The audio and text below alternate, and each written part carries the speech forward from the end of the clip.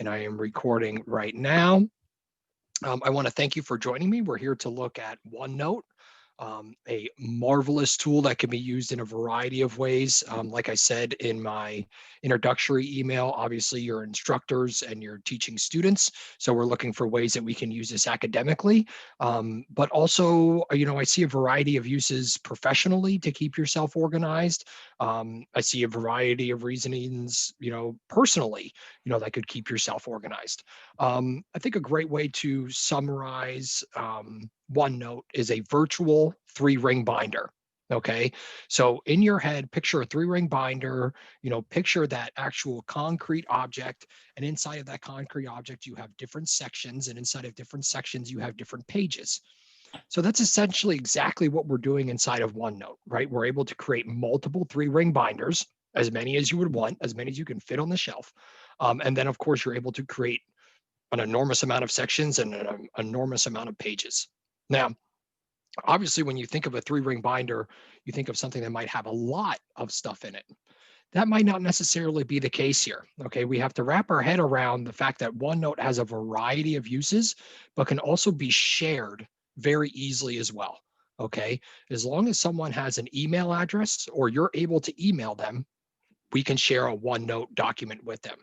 So those of us that maybe distribute study guides or talk about things that students need to look at before tests, or are giving them some kind of mind map or having them create a concept chart or anything like that, all of those things can be done inside of OneNote here.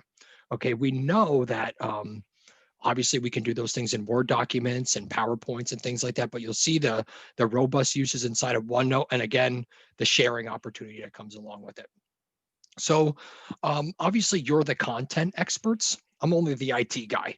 So I'm encouraging you that as we're going through this, if you have an idea of how this could be incorporated inside of your instruction or a way that you could see it being used inside of your class, or if you are a chair of a committee and a way that maybe you could use it that way, anything like that, I encourage you to speak up, okay? Because this is an opportunity for us to kind of throw those ideas out there, and maybe that triggers another thought in someone else's brain, right? So we want to, obviously I'm the one presenting here, but we want this to be collaborative as well. All right, so please do not hesitate. If you have questions, ask them as always, but also, look for ways that we can incorporate this not only into our academic world, but into our professional, personal world as well. Okay, so I'm going to jump in here to the tool, and just like anything, it's a beautiful thing. OneNote exists in multiple places. Okay, for some people, this is hard to wrap our brain around when we first come to Widener. I'm like, well, where are you looking at email? You're looking at email inside of Outlook, or are you looking at email inside of a browser? I'm looking at email. Okay, well, where are you looking at it, right? Because those are two separate places. So it's the same thing here with OneNote. Because it's part of the Office 365 suite, you have OneNote in multiple places. You have OneNote inside of the browser itself, and then you have OneNote inside of an application on your computer. Okay, and same thing, you can have OneNote on your device. Okay, so even though you're most likely working on it on your computer, it's also something that you can bring up anywhere that you are. Okay, I've used it before for speaking occasions, right? I just have my notes on my phone and I'm able to scroll through and see it then hit off the main topics. Um, I've also used it across the university when we were first implementing Canvas across the university. I was on that university committee. So we had multiple stakeholders from all around the university, people contributing to multiple pages. Obviously, we had a whole bunch of meetings, contracts to sign, all of that stuff. So you can think about it. That's a lot of paperwork and a lot to keep track of when you're doing such an undertaking, especially when you have so many stakeholders. So that was an opportunity to use OneNote. Okay. So again, variety of uses. I don't want to kind of put a shell on it that this is the way it has to be used. I want you to kind of make it your own. So let's jump in and see how we can do that. I'm going to share my screen here with you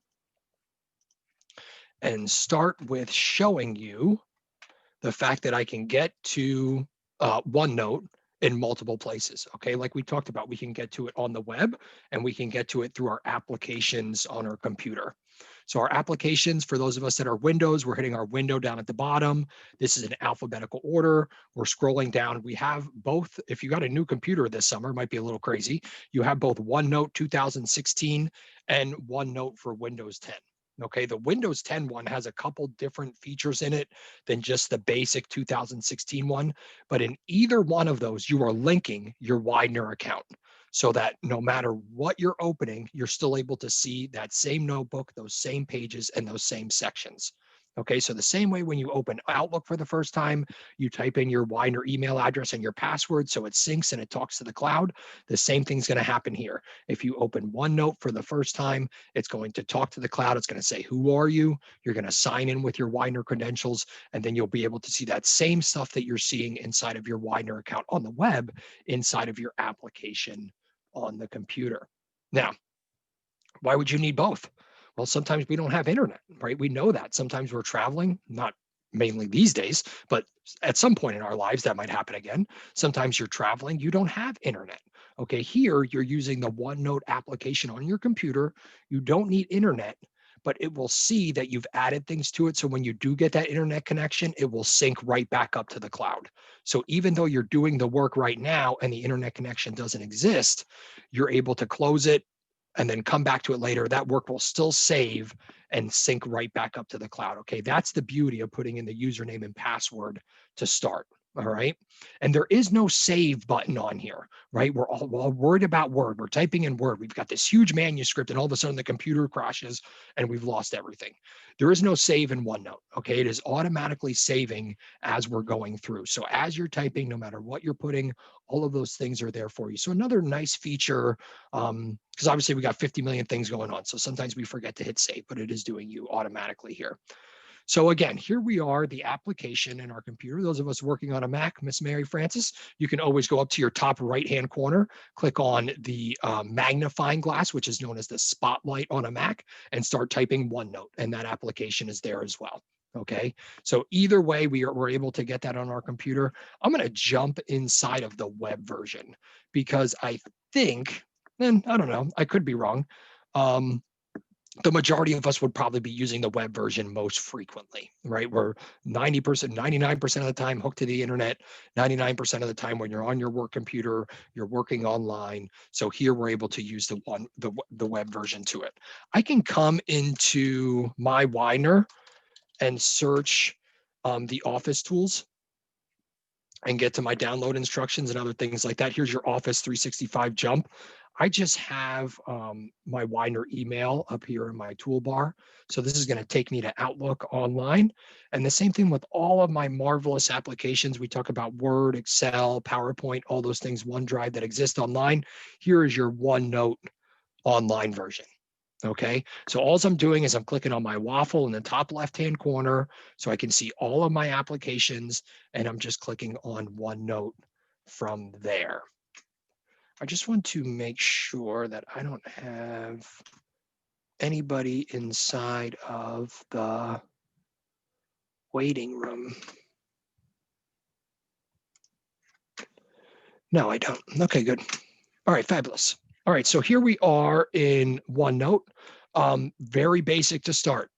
Guys, I'm going to say this multiple times. You cannot break this. So go in, play around with it, mess around with it, see what you can do. Just like anything, if it's a brand new tool to you, it takes a little bit to wrap your head around. Okay, you're not going to be able to dive right in and be successful right off the bat.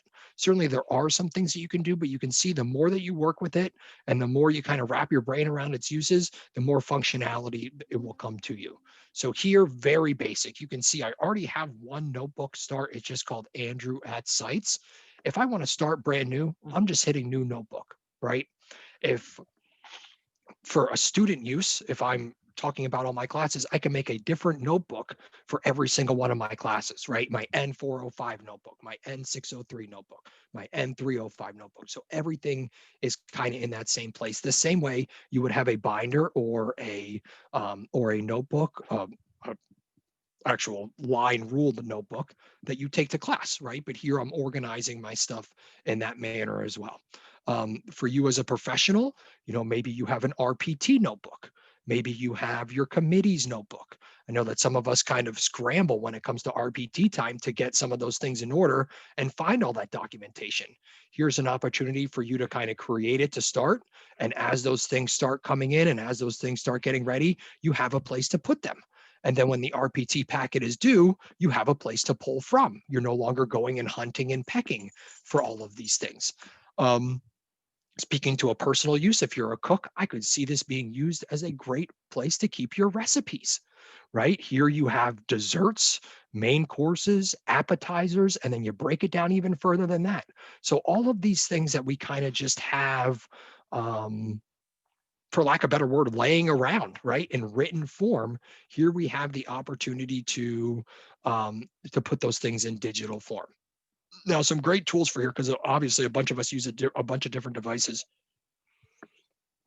This supports your pens. So if you're working on a device that you use a pen, some of our MacBooks use that. Some of our 2-in-1s use that. Some of our iPads use that. If I was a student and I had this, I would be jumping in the clouds. You can take your pen writing, open a notebook, write it in pen, write it your regular way, and then use a tool on OneDrive. It will take your pen writing, read it, and turn it into text on the computer. That allows you to edit it, change it, colorize it, bold it, underline it, all those things that we try to tell the students to do inside of their notebooks and say, make sure it jumps out at you. This is an important concept. Put a star around it, make it a different color, highlight it. All those things that we're used to doing inside of a face-to-face classroom when we have tangible things in front of us, we're able to do those same things inside of a virtual environment on our OneNote here. Okay, so obviously we talked about a couple of uses. Let me jump in here and I'm going to start with a new notebook. And I'm going to pretend here that I am a student. Okay, and I am a student inside of N302. So all I'm doing is I'm naming a new notebook N302. Okay, and I'm hitting create. This is going to create a brand new virtual 3-ring binder for me. Okay, and obviously because I just started, it's going to tell me that I'm empty. All right, and here's where we get into the marvelous language of OneNote. Okay, our notebook is called N302. Each one of our tabs or each one of our places inside of the notebook is called a section, right? So we're thinking back to the recipe example, our desserts would be its own section. Our main courses would be its own section. Here, because this is a notebook for my course, I'm going to make my first section my first assignment, which is a paper on HIPAA. Okay, I'm just going to call it HIPAA paper. Obviously, as you get through, this is anything you want to do. Okay, so now you'll see I added the section of HIPAA paper. I have an untitled page here. It's looking for, what are you calling this? I'm going to start with the basic question. What is HIPAA? And believe it or not, that's the biggest thing I get in my paper responses N302 is all my students love to do double P instead of double A. They tell me exactly what it stands for, and then they still give me a double P in the acronym instead of the double A. So be careful on that one.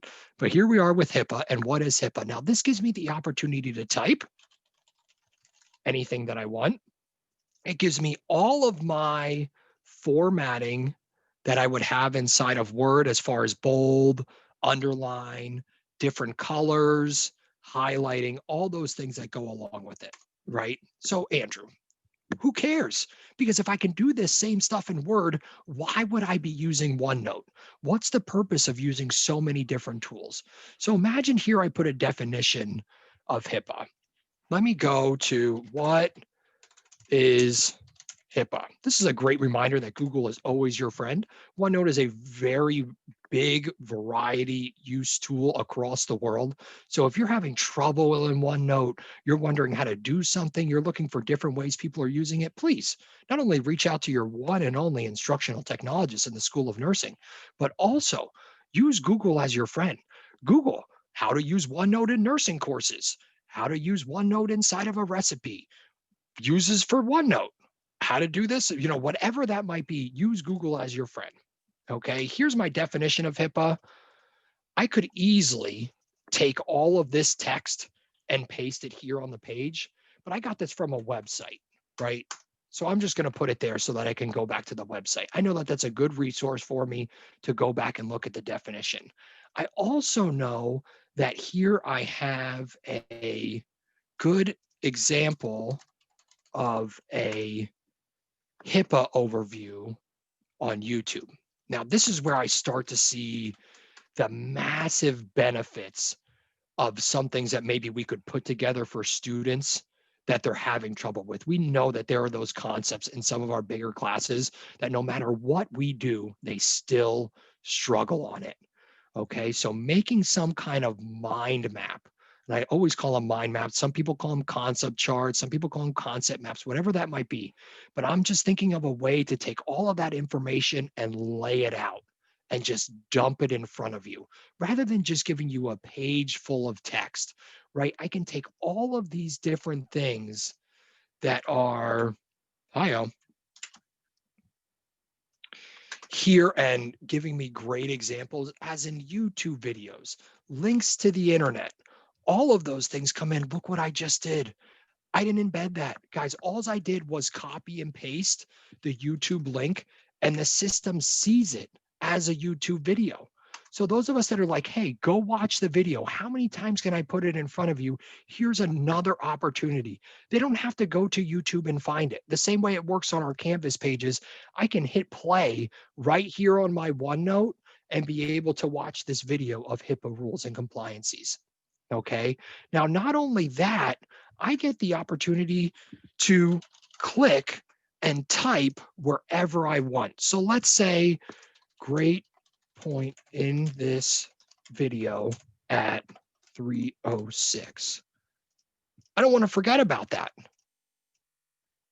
Okay, Word is very clunky. It only lets you type in certain places. OneNote does a great job of letting you just kind of, like I said, for lack of a better way to describe it, throw up everything, right? You can put everything inside of this page so that you're not just limited to that 8.5 by 11 slate. This page is infinite. So I can take this information, pause, and move it all the way over here, right? And let's say I have a different way of talking to this about students. So now I want to direct their attention back to something else over here, right? So I'm taking this mind map, this idea of visualization, all of these things that I want to embed inside of their learning and giving them a nice way to kind of view it, but also make their way through it. We know, and I know that some of our classes have so much information, right? You go into some of our files inside of Canvas, and some of us have already run out of space because you have PDFs on documents on PDFs on documents. And let's be honest, students probably aren't looking at a lot of that because it's very linear on the page. All they're seeing is the title of the paper. Here we have the opportunity to take those things and set them up in a very organized, stationary way and allow students to make their way through. So instead of saying, okay, here I am on chapter 3, and we're looking at heart disease. I don't know. I'm pulling it out of thin air, guys. I'm not a nurse. So I'm on chapter 3. I'm looking at heart disease. Here I can take a whole tab and call it heart disease. And I can take all of the information, all of the documents that I have, and put them in the heart disease section. So now when students are looking for that information, they're not seeing a list of 206 files inside of your file system on Canvas, or they're not seeing all of these things in a linear view. You're giving them blips and pieces and a different way to organize this information. Okay. Now, when you look at, the different levels of this, right? We did the section of HIPAA. Say we have another assignment and another assignment inside of my N302 classes looking at electronic health records. Okay, this gives you the opportunity again. I have my Zoom or my screen zoomed out so far, it's hard for me to see that writing. To not only create the other tab, but look, it starts to color code this stuff for you. So all of these things that we talked about, a different visualization, a different way to set it up. It's building this stuff as you are building it too. So you don't really have to do all of that back end work to make it aesthetically pleasing, which, let's be honest, that's kind of what our students are looking for. We live in a day of multimedia and putting all these content in front of them. You and I are a little bit more used to opening the book and reading the chapter and getting that information that way. This generation is just a different generation of learning. And we're in those meetings a lot of times, and I hear all the time they just don't read. They just don't read. Well, between me and you, and it's no secret, that book is overwhelming as heck. So I can see why sometimes it's like pulling teeth to get them to read the content. But here we can take those bits and pieces, again, the most important concepts, and kind of structure them out for them. So they're not just, oh my God, look at all of this in front of me. It's a much more easier, linear way to pull through the information if I'm able to navigate through it in a prescribed fashion is what I'm trying to get at, as opposed to here's chapter 3, read the book, right? It's a skill. Those things coming along with reading those kind of textbooks and getting all that information and digesting that stuff is a skill. And some of our students do lack in that skill. We certainly want for them to get better at it, and we're going to keep on working at it. But I'm showing you another tool, another opportunity to present some of that information again that students are going to be struggling on um, quite frequently, I would think. Um, yes, Christine, super easy. Could we create a OneNote book link into Canvas? Absolutely, you can. You can take your Office 365 and actually sync it with your Canvas so students can get it that way. Might be a little backwards. I would suggest just coming up to your notebook here, our 302, da, da, da. And inside of here, you have your regular share button, the same way we would inside of our OneDrive documents. Here you can start typing out people's emails, right? So if I was just sharing with maybe people on a committee or another person I was working with on a project, maybe you're working on a grant or something with someone, a great place to collaborate inside of OneNote. So I can type in people's email address so that they get an invitation to collaborate, or I just come down here to this place, which is just copy link.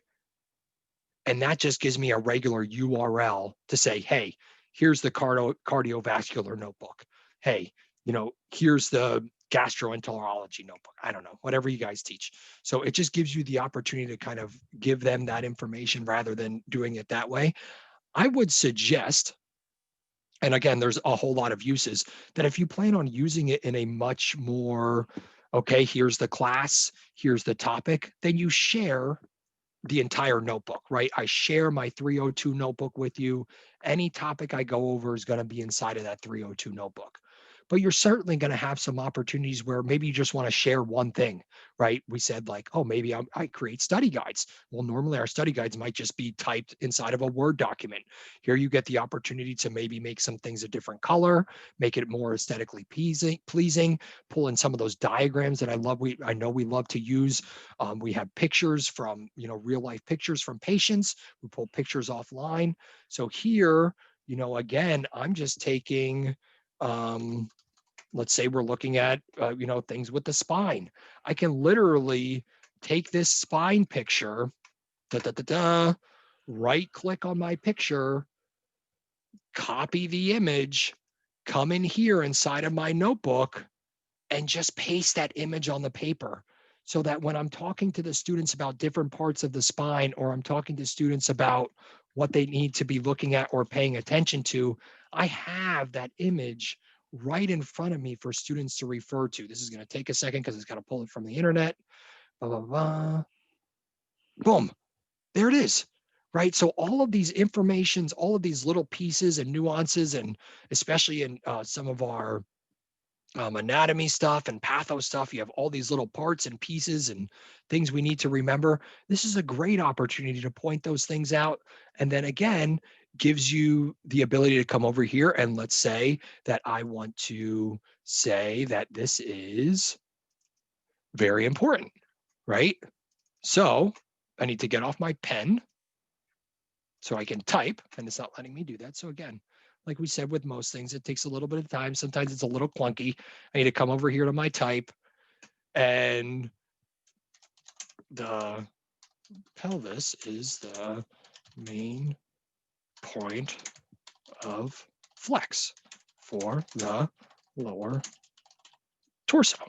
I have no idea if that's true, but it's a great point to put there, right? So here again, you're giving them those opportunities. And I see Mary Frances laughing, because these are the things that we love to say to our students inside of our office hours, but they don't exist when they come to you and they say, hey, I need help with this. You know that they always miss those same 3 or 4 things inside of that concept. So instead of saying, okay, here we're going to go over it again, let me share this notebook with you. I put some things in here, not only talking or typing, but look, it gives you the opportunity to record audio too. So if you want to make a personal message, if you want to share a screen, if you want to share a piece of a PowerPoint, you can put all of that stuff right here on the notebook page. So we're not, again, searching and hunting and pecking for all of these different pieces for it to come together. Okay, I'm going to pause there for a second, and I want you to unmute yourselves, and I want to hear at least 3 opportunities where we can use this inside of our lives. Anybody want to start? Oh, I will. Go ahead, Christine. I totally like the recipe idea, because I like save all that stuff on Facebook and then it clogs up my Facebook. So Good. it's like a selfish one. Yeah.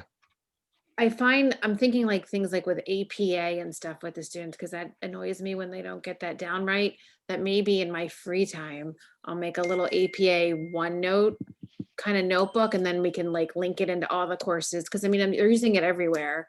If That'd be awesome. That's a great point, Christine. that just is a huge pet peeve of mine. And I can't tell you how many times I copied the Purdue Owl website in the fall for them. And I'm like, I'm sick of saying the same thing. So yeah, and it's always the same stuff, right? The pages like, isn't after the author, or, it's just stuff like that you're constantly repeating. So I like that use.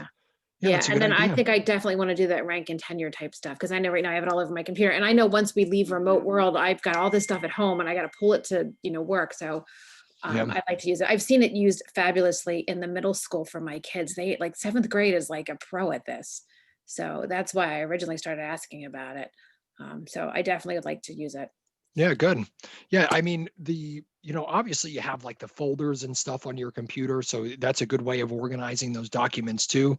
But I think, especially speaking to the tenure stuff, a lot of that stuff is testimonial, or it's about like what happened in this class 4 years ago, and you're like, well, I don't remember what the hell happened in that. Where's the eval? And then I get an email saying, I can't find this eval from 2018. Well, let me see if I can find it for you, right? So here, this gives you the opportunity to kind of, you could take the evals from that semester, download all of them, and drop them on a page and type out your paragraph summary right there and then. And then next semester, take all of your evals, drop them on a page, type out your paragraph summary right there and then. And then that way, when you have to do your course reports or you have to do your RPT packet, you have all of that information right there for you. And it's not done, but it's a heck of a start. And it's a way better start than just saying, okay, I'm going to sit down and see if I can find these documents, right? You're working on it as you go, kind of like a portfolio, right? It's your professional portfolio in that case, especially for that RPT stuff. So that's a great point, Christine. Nice. Anybody else? Donna? I'm thinking, well, when I'm at home, I have a touchscreen monitor. So I'm able to like draw stuff on like SPSS printouts. But this looks like I'd be able to pull them into this, right? And then actually be able to, at work, then use the functioning that I could like make arrows and that absolutely. Kind of stuff. Or make circles or just circle things that I'm talking about. And right. Yeah, but make it more aesthetically pleasing, because you're right. It's the same tools that you find in Word. It's the same tools you find in PowerPoint, but it kind of takes all of that stuff and puts it together. I really love, kind of the example I'm showing you here. I know a lot of you use a lot of images for different parts of the body and different processes, a lot of things like that. And, all those things that, go through your head as the professional, because you've been doing it so long. This is the opportunity to put those things in front of the students, right? We have to build those thought processes and those patterns for them so that when they see a certain thing or a certain side effect or something inside of the hospital, they're going through those steps in their head. So here you get the ability to say, okay, are you thinking about this? And then are you thinking about this? And then are you thinking about this? And where does it go from there? So it really gives you the ability to kind of pull all of those parts and pieces. So I think that's a great idea there, Donna, too. Go I ahead, got Maria. one. Yeah, Hey, how are you? good. How are you? I'm good, thanks. I Good. wanted to add that one of the things that I lose a lot are absentee notes or doctor's notes or something like that. So I think I might like having a page for myself just to have, especially in COVID and trying to manage all the clinical sections and the students who are, presenting with those sorts of documents, maybe Absolutely. keeping them together. Yeah, I think that's a great idea. Kind of, like a running record of your, it's not necessarily an attendance book, but, this person was absent and they contacted me on da da da da. So you're Mhm. right. When you go back and you look in May, it's not like, well, what happened there in February? It's Right. hard to keep track of all that stuff. So I like that use. It's a great idea to kind of keep all that clinical stuff, and different notes and stuff in order. That's a great idea. This is the first time I've had 48 sections of clinical between leadership, clinical, and peds, and then That's both crazy. online and in Oh my person, God. and trying to keep that straight. I feel like Yeah. you know, I'm this close to losing it, but didn't even start the semester, so I can't afford that. So this will be helpful. Yeah, Save I would agree with you. I think, making a notebook for each one of those and taking a little bit of time, like Christine said, in your spare time, but here on the front end to kind of put the sections in, put any correspondence you might have had to kind of get that stuff up and running. So when stuff does start coming in second, third week of clinical, that stuff is already ready to go. Um, it's a great create once tool, right? We've talked about those things that you're repeating every semester, those concepts that you have to go over all the time. And you're like, well, I remember last semester I created that study guide. Where is that study guide? I can't find it. Or where is that image that the students really told me worked really well for understanding the parts of the heart? I can't find that image. So again, we have so much in front of us, and especially if you're running clinical sections like that, so many other things going on. It's a great way to keep all that stuff organized. Not only for the benefit of the students, but for the benefit of you, because you'll look for that stuff until you're blue in the face, and then all of a sudden you can't find it. So for your own sanity and for your own housekeeping purposes, taking that stuff and putting it in a orderly fashion on the front end can behoove you on the back end when you're looking for it again a year from now, right? Because we know these courses only run every other semester, right? The fall stuff runs in fall, the spring stuff runs in spring for the most part. So it's hard to kind of flip those switches and say, oh, well, this happened last fall. I think I saved it here, or what did I call it?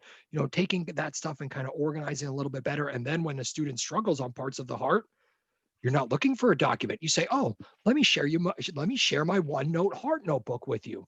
And you just send them a link, and all the documents and all the pictures and all the diagrams that you used over the last however long of a period that you have accumulated. Now the student has access to all of that stuff, right? Because it's not just this one document. You're literally taking everything you could give them and giving them in one shot. The same way our files look, but are extremely overwhelming because all you get is the title. Here I'm getting a great visual of, okay, this is going to work really good for me. I'm a visual learner. Here's a picture. I'm going to spend some time on this.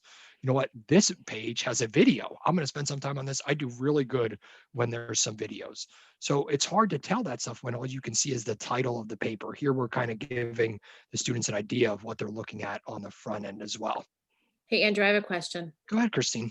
Can they, if I shared it, like if I made a recipe book and I shared it with Donna, she can edit it, right? Or Yes. not? Okay. Yes. It is by default, the OneNote notebook is a is an editing device, right? It's a collaboration tool.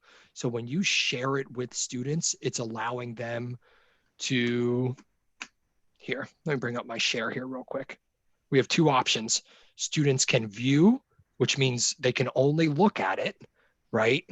And then here is your allow editing, right? So if you're working with someone, you want it to be a collaborative thing, or maybe you're giving students an assignment and you want them to create a notebook on a concept, right? Here we are the week before the first test. You say, all right, here are the top 4 things that people have trouble on this test. I need these 3 people to work on this notebook, these 3 people to work on this notebook, and these 3 people to work on this notebook.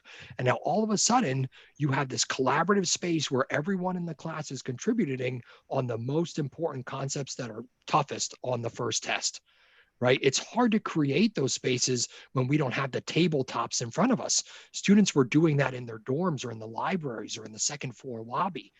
Unfortunately, we can't give them that space at this time, but this would be a great opportunity to provide those collaborative environments and allow them to see, oh, look what Susan put here. I really love this idea. It puts the initials next to the user so you know who's contributing, and it's the same way the track changes works in Word. It says, okay, Maria typed this at 7:39 p.m. and then Mary typed this at 7:38 p.m. Okay, well, we got this and this. All right, so let's look at both. So it tags both of those when you're sharing those depending on the user. Okay, so yes, by default, it's set to view, but if you want users to work cooperatively, or you're giving class free reign before a test to contribute things or ask questions or work collaboratively with each other, then you just do your allow editing box there, and that will allow all those users to get in there. Okay, Julia, do you see any way that you might be able to use this inside of your administrative duties? Well, actually, I've run into a problem with shared files. Okay. And everybody files differently and calls files different things. So I can see you setting up a notebook of the files and just a short synopsis of what's in the shared file.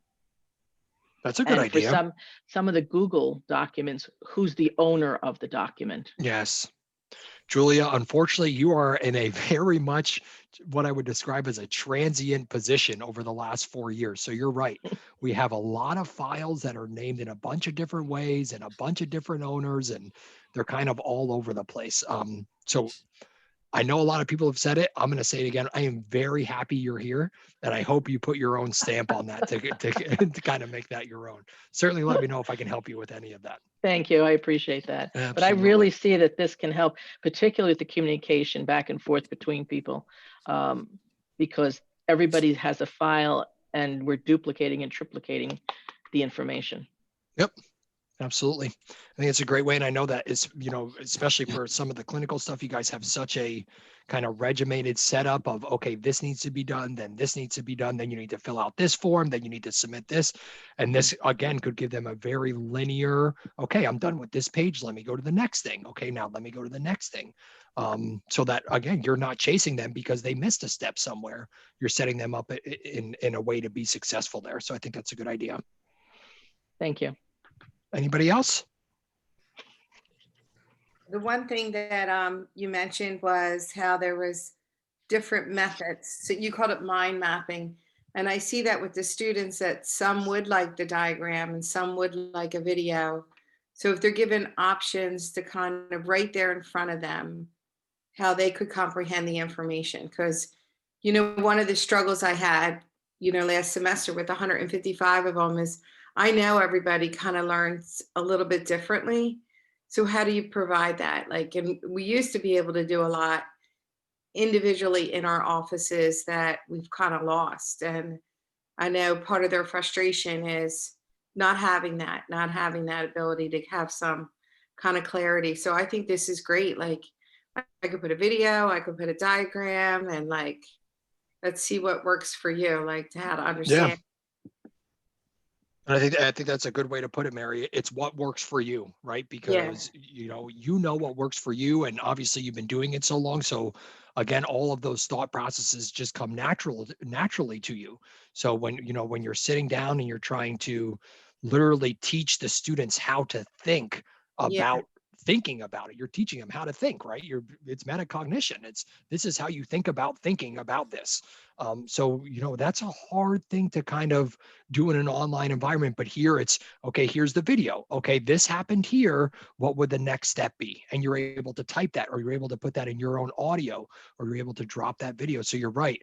If you see some of your students' notebook, it looks like a mind map. There's bubbles all over the place. There's Yeah. arrows, and then it's pointing up here, and then it's going back. Another thing that really is awesome on here is the notebook allows you to link to other places in the notebook. So for example, here I'm talking about the spine, right? If I'm creating a whole nother page and say 12 pages down, I'm now talking about the hips or something, right? But some of that hip knowledge reverts back to the spine.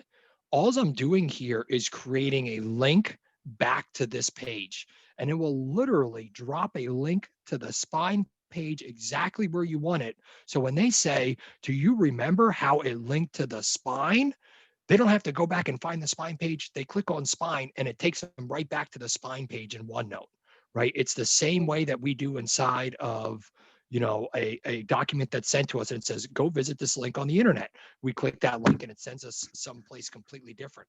We're doing the same thing inside of our OneNote. We're able to take a page or a section and link it to a different page or a different section, or even take one notebook and link it to another notebook. So you can kind of see the cross connections there. And that really, I think, helps them build those connections rather than seeing all of this as kind of like standalone. Okay, what's on exam 1? What's on exam 2? No, we need to take all of this stuff and build the whole picture and see how it all comes together. So I think that could aid in that as well. Awesome. Great idea, Mary. Teresa, I saw you on mute. Did you have something you wanted to tell us about there? Yeah, I'm just thinking how much I could use this. I'm chasing a paper trail right now, getting things together for the lab. Ways that we can just, go back and say, this is where we ordered from such and such, and this is what it costs per student. And we can move that forward and I can put it in a file for Harrisburg as well. And it's just one big happy place rather than me looking through files and trying to find things on paper. This would be a good way to do that. Right now I'm trying to find emails that linked to a file that maybe some, it's Right. all over the place. But Yeah. this could be definitely a good tool for us. Yeah, I could see that in the administration. Again, outside of student case here, this is the administrative side and the housekeeping side of, okay, you got a lot of moving parts inside, inside of those labs. And especially now that we're running the stuff in Harrisburg too. Yeah. And we seem to get new faces all the time. So you kind of expect those people to be able to jump right in. Well, let's give them the resources to be successful. So if you can say, well, here's the OneNote, this is everything we do. This is where we order from. This is the last time we got it. This is how much it costs. It's all kind of right there. You share it with them and, we have it right in front of you. So I love that use too. Yeah, so I was thinking like maintenance for our, or like a quick reference for maintenance of the mannequins or troubleshooting the mannequins or troubleshooting any of the equipment down there. Instead of having to look for 10 different manuals, we could just maybe put it in here and yep. Even the facilitators that really aren't familiar with it could go in there and look. Yeah. Sir, I or Dave weren't there to help them out. They could go in there and look at it. Yeah, absolutely. I think that's a great idea. And because it's OneNote, we can put it on any device. So, they can be using it inside of the computer, right inside of the room. They can pull it up on their phone. They can pull it up, for some of our clinical faculty. They can pull this stuff inside of the, inside of the hospital setting. So all of these things can kind of be right there in front of them, as like everyone said, as opposed to going through an email, finding the link that's in the email that links to something else, finding that Word document, linking it. It's a lot of mundane stuff when really, like you said, we can kind of just take it and put it all in a one-stop shop. So yes, it does take, just like anything, some work on the front end, and it will take, in Christine's words, when you have some free time, to kind of put it together. But I think that it will alleviate on the stress and the frustration that comes along with finding some of that stuff on an annual basis or a biannual basis whenever we might be looking for it. But certainly for some of our processes and some of our new people, as we come into different locations or different places, to aid them in onboarding or things like that. So I think that's a great idea too, ladies. I appreciate that. Let me look at chat real quick. I got a bunch here. Okay, people just need to run, no problem. All right. Andrew, and I'm Yeah. thinking, because I've had to go into Widener to get some paper files that I have, to get things, start getting things in this format so that if, this ever happens again, we have what we need virtually all the time. Yeah. Yeah, I think that was the dean's thought this summer when she did the employee handbook on the online version of SON, making these things more accessible. Because you're right, I had to run into work on Sunday because I needed a piece of paper that I didn't have at my house. And I didn't want to go through resetting passwords and doing all this stuff. So I just drove to Widener to get the piece of paper. But it would be nice, if you didn't have to do that. On top of, like we talked about, the fact that, we can take pictures, you have your table functions in here, all of that stuff. But keep in mind that Donna talked about a piece of paper here. You can drop a picture of a whole document in here, right? You can drop a link to a Word document in here. It doesn't have to be the document itself. You can just take a insert file attachment, browse. Let's take my PDF, open, insert. There's that PDF right there on that page. So now I don't have to find that PDF in my document, or I don't have to find that PDF like Teresa talked about how much it cost or where I ordered it or anything like that. Here I dropped it right on my page, and I'm able to double click and download it and see it right then at that time. It's also a great way that if you wanted to see this whole thing, right, I can just open my regular PDF here. Tuck, what are you doing, bud? Sorry, my dog's right at my feet. What's the matter? Crazy dog.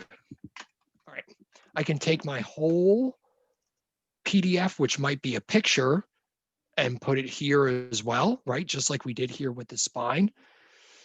I want you to know that obviously we all live in a paper world, but scanning has become very easy on your handheld devices. So for some reason you're like, oh, I have that paper copy, but I don't have a scanner, or I need to sign something, but I need to send it somewhere. Go to your app store, download Adobe Scan, free product. Okay. All it does is it's an app. It looks at it, it scans the document, you send it in a link to yourself, and then you can download that document that you just scanned. So you no longer need the scanner on your desk. You don't need the copier inside of the room. I did it the other day with Sarah's loan paperwork. It had to be submitted on a website, but of course it had to be signed. So we had to print it out, sign it, and then I rescanned it with my phone and then was able to submit it on the website. So a lot of these things that, you're like, oh, well, I have this study guide, but it's in paper. Well, scan it on your phone, send it to your wonderful instructional technologist. I'll gladly turn your PDF into a Word document, and then you can type or change anything you want. And then that stuff can be dropped right here inside of your OneNote. So anything that you have paper-wise, or any old materials, or, you're like, oh, I have this really good resource, but it's starting to fall apart. Digitalize that stuff. Scan it so that you have a copy of it. So not only you have it for yourself, but you can distribute to your students as you might need to do so for that. So again, that's called Adobe Scan, so that you can download that free tool. If you have an iPhone, you can do that inside of Notes. When you bring up Notes, you'll see all the tools on top of your letter keypad. And one of those looks like a piece of paper with a line going through it. That's the scanner. It's using the same technology that Adobe Scan has. Some people aren't as comfortable with that because then you're in Notes and it creates a whole bunch of things. If you just want to scan, just download the Adobe Scan app, and then everything you scan is in one place, right? It's inside of that app rather than kind of all over the place. So a little off topic there because we're talking about OneNote, but that would be the way to scan stuff and get it inside of here. Let me look at my notes real quick. Make sure I touched on everything I wanted to tell you about OneNote today. Again, you cannot break it, so I encourage you to get in there and try it out, see what you can do. The other thing I wanted to tell you is that this has an awesome translator built into it. We have students coming to us from all around the world. Obviously, we're teaching them in English, but we know that some of those things might be a little harder for them because of the because of the language conformities. So if I come over to our, where's my translate here? I got it in my, might just be in my,